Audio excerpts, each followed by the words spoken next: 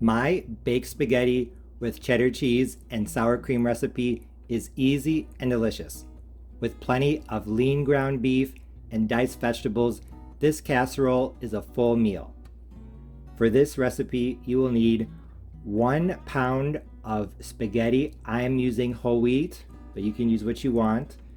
2 8-ounce blocks of cheddar cheese. I am using mild cheddar and sharp cheddar, but you can use whatever combination. 1 24-ounce jar of pasta sauce, at least 1 24-ounce jar.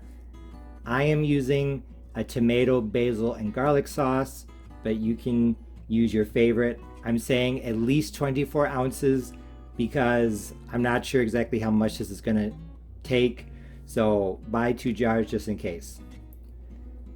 Some extra spices, basil and some others, 1 large egg to bind everything together, 1 pound of lean ground beef, I am using 90/10, and 1 pound of diced vegetables.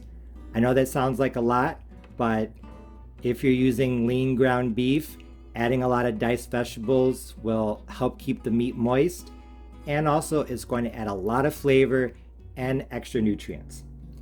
I'm going to use a combination of yellow onion, carrot, celery, red bell pepper, and later on some garlic, but you can use whatever you have on hand. Although you could definitely cook the vegetables by sauteing them, I'm actually going to dice them up and then microwave them, because in that way I can cut down on the oil and not have as many calories. I just finished cutting up my vegetables. I used all the onion, the celery, and the carrot, and about half of the red bell pepper. Now I'm going to cover this and I'm going to microwave it on high for 6 minutes, another 6 minutes, and then I may take off the top and microwave it a little bit more. While the vegetables are cooking, I'm going to make my pasta. My spaghetti is now done, so I'm going to use the residual heat to melt in some butter. I just buttered my 9x13 casserole dish, so I'm going to take at least 1 tablespoon of butter and melt that in. Maybe 2, we'll see. Now it's time to cook the lean ground beef.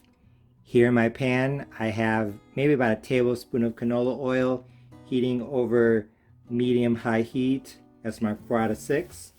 I'm going to take my 1 pound of 90/10 ground beef and just pour it in like that. Here you can see my vegetables. I microwaved the vegetables on high, covered for 6 minutes, then another 6 minutes. Then I took off the cover and microwaved them for another 2 minutes, so 14 minutes total. I also chopped up some garlic, maybe about 3 large cloves. I might chop up these other 2 cloves as well. What I'm going to do is I'm going to ground the beef, or I'm going to brown it, and then when it's close to being done, I'll add the vegetables, and then after the vegetables have been in here for a little bit, I'll add the garlic. I'm being very cautious because if garlic burns, it turns bitter. I want it to cook a little bit. I want to take away that bite, but I do not want to burn it. And just before adding the vegetables, I'm going to add some seasonings. I'm going to add a 1/4 teaspoon each of basil, garlic powder, onion powder, oregano, and parsley, along with 1/8 teaspoon of salt. Honestly, this tomato sauce that I'm using is really flavorful, and if your tomato sauce is really flavorful as well, you probably don't have to add any seasoning, but I'm going to because I want this to be really delicious. My meat's pretty much done, so now it's time to add in the microwave vegetables, but not the garlic. Remember, I do not want the garlic to burn. Like I said, 1 pound of meat for 1 pound of vegetables. It probably seemed like a lot of vegetables when I had them chopped up in that container, but as you can see, it definitely cooks down. You might even be able to do 1.5 pounds of vegetables. Now for the garlic. I decided to chop up the rest of the garlic. So we'll say for 1 pound of meat, 1 pound of vegetables in a 9 by 13 baking dish. If you like garlic, 4 to 5 large cloves of garlic. Now I'm just going to mix this in, cook it for a minute, maybe 2, and then it will be time to add in the tomato sauce. I cooked the garlic for maybe a minute. I can smell it. When you can smell the garlic, you know that you are on your way. I turn the heat down to low. Now I'm going to add my tomato sauce. Like I said, I'm using one 24-ounce can of tomato sauce. I have another one as a backup, just in case. But I'm going to start off with this. And actually, before I decide for sure if I want to add more spices, I'm going to turn the heat up to medium, and I'm going to try to thicken this sauce up. As you can see, it is a bit runny. There was some water in the pan from all the vegetables and the ground beef. So I'm just going to cook this a little bit, thicken it up, and see what happens to the flavors. The ground beef is finally where I want it. I cooked it on medium for 15 minutes after adding the 24 ounces of tomato sauce, and I added a total of 4 teaspoons of sugar and 1 teaspoon each of basil, garlic powder, onion powder, black pepper, parsley, oregano, and a little over a 1/4 teaspoon of salt. Like I said, depending on what type of sauce you use, you may need to add more spices because this is a lot of ground beef and it is a lot of vegetables, so just keep that in mind. Now that I'm happy with the seasoning and the ground beef, it's time to put my baked spaghetti with cheddar cheese and sour cream casserole together. Here I have my 9 by 13 dish. It's buttered. I have my pound of spaghetti. I melted 2 tablespoons of butter in it. Here's my cheddar cheese, half of an 8-ounce block of sharp cheddar and half of a block of mild cheddar. I grated them both on a cheese grater. The other half, they're still in the refrigerator so I can make my sour cream and cheddar topping. A tip is that cheese is much easier to grate when it's cold, so keep it in the refrigerator and you should be good. So instead of mixing this in a bowl and getting something else dirty, I'm just going to mix it in the pan. So I'm going to add a little bit of the spaghetti,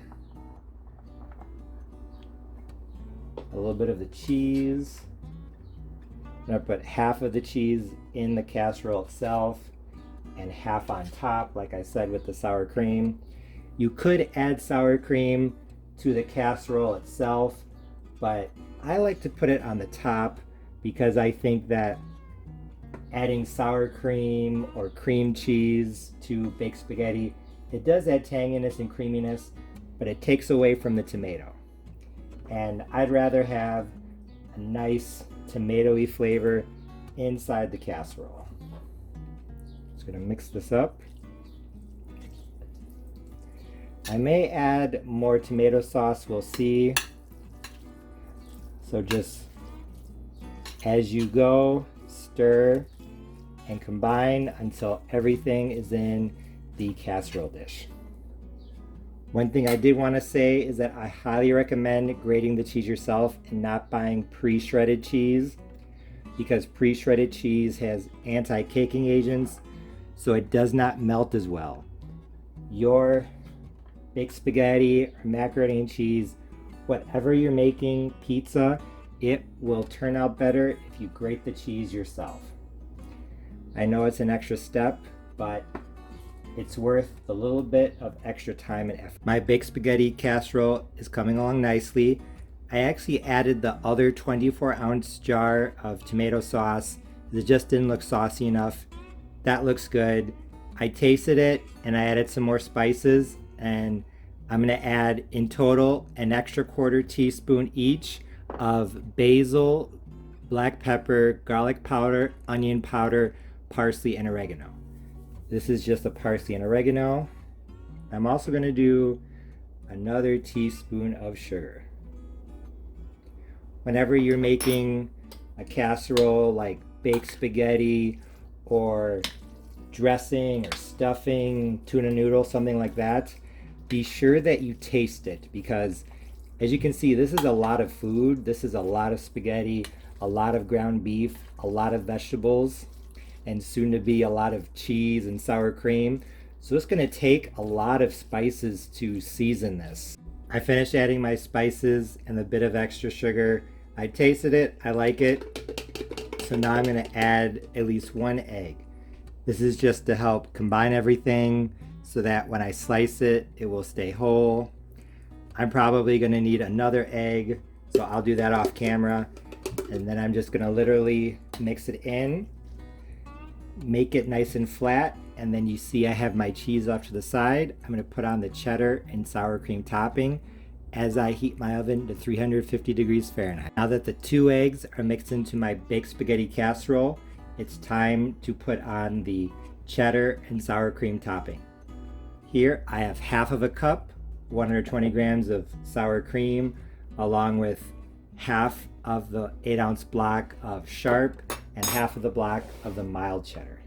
So 1 block. I'm going to add some spices. I am going to add a 1/4 teaspoon each of basil, garlic powder, onion powder, black pepper, oregano, and parsley. Now I'm just going to take this and dot it over the top. This sour cream and cheddar cheese mixture is going to melt in the oven and it's going to spread over the top, and it's going to make a really tangy topping that's going to take this baked spaghetti to the next level. What you want to do is that after you get it spread out kind of evenly, take your spoon and spread it out as best you can. It's hard because the spaghetti is soft, it's not a solid base, but like I said, do the best you can. Now I'm going to bake it uncovered at 350 Fahrenheit. I'll tell you how long it takes. My baked spaghetti casserole just came out of the oven. It was at 350 degrees Fahrenheit, uncovered for 50 minutes. 50. In terms of appearance, I really liked how this casserole turned out. The cheese was orange and bubbly, and the pasta sauce was a bright red. The color combination made this look extremely appetizing. When I took my first bite, I knew that my baked spaghetti with cheddar cheese and sour cream recipe was a big success because it was absolutely delicious. I made another baked spaghetti recipe here on my channel a couple years ago, and that one had cream cheese mixed in with the noodles. And honestly, I liked this one a lot better because I thought that mixing cream cheese in with the spaghetti and the tomato sauce made the cream cheese compete with the flavor of the tomatoes. But since in this recipe I just said sour cream in the topping, the tomato sauce flavor came through loud and clear. Although mixing cream cheese and sour cream throughout the entire casserole is too much of a good thing, having the sour cream topping on top of the casserole was a perfect finishing touch. I thought the extra bit of tanginess along with the tanginess of the cheddar really brought out the flavors. And now that I'm holding a piece up to the camera, you can see how well the casserole held its shape when cut. The cheese mixed in with the spaghetti and the 2 eggs were the perfect binders. In terms of flavor, I thought it had a lot of flavor, and I think that adding the extra spices was a good idea. Like I said earlier, it's going to depend on how flavorful your tomato sauce is, but I think that you're probably going to have to add at least 1 teaspoon each of all the spices that I used. I know I used a lot, so if you just want to focus on a couple, I think that garlic powder, onion powder, and basil are the 3 most important spices in this casserole, especially the basil. In my opinion, basil is the spice that makes tomato sauce taste like tomato sauce, so if you only want to focus on a couple spices, one of them definitely should be basil. Like I said, I was really pleased with how this turned out. I thought it had a good amount of vegetables, ground beef, and cheese throughout the baked spaghetti casserole. But two things I did want to point out is that if you choose to saute the vegetables on the stovetop instead of microwaving them, I would start out with red bell pepper and celery first because those take longer to cook down than you would think. Also, if you don't have sour cream, you could substitute an equal amount of mayo to make the cheese topping. I know it sounds weird, but I use that combination in my southern tomato pie and I thought it was awesome. Like I already said, my baked spaghetti with cheddar cheese and sour cream recipe was a big success. It was full of flavor, full of meat, full of vegetables, full of cheese. If you like spaghetti, and especially if you like southern style baked spaghetti, you'll like this. Serving this baked spaghetti with salad and garlic bread would be an amazing meal. I also think it would be a really good side dish for a summer barbecue, whether it be the 4th of July, Memorial Day, Labor Day, or any day. So if you make this, I know you'll like it. As always, thanks for watching. See you next time.